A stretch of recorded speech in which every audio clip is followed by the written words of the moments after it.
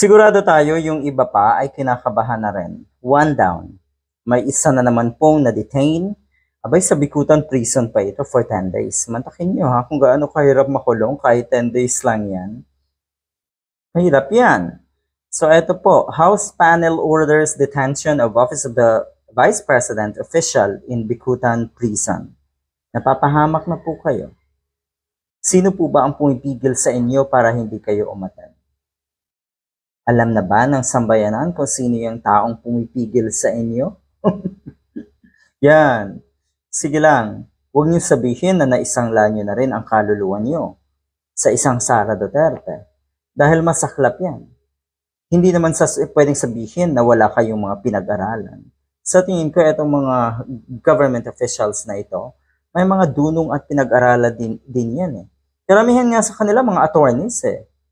Tapos ito ang kinasadlakan nyo dahil kayo ay nagpagamit. Dahil tinolerate nyo yung mga kabulastugan ng namumuno sa mga ahensya na yan. Masaklap to, masaklap. Kayo dapat yung inaasahan na nagsasalita. Dahil ulitin ko, may mga dunong at mga pinag-aralan kayo. Pero ano nangyari? Tinotolerate nyo, binabaliwala nyo, at ang masaklap pa dyan, ang masakit pa dyan, nakikiisa kayo sa kabulastugang ito sa mga kalokohan netong si Sara Duterte. 10 days na makukulong ang isa sa mga official na si Sara Duterte.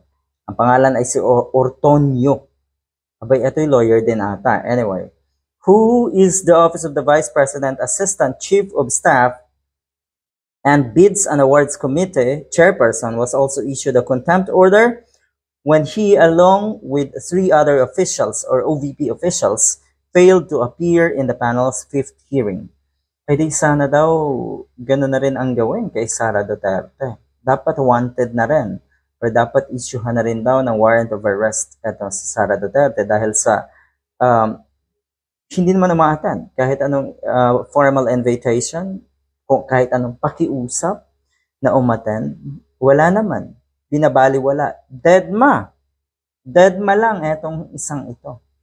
So sana dumating sa punto na pati etong isang ito ay makontempt nyo na rin. Siguro makikita na ng taong bayan na may or nawala na talaga kayong kinatatakutan dyan sa Quadcom kung makontempt or ma-cite in contempt nyo rin etong si Sara Duterte mismo.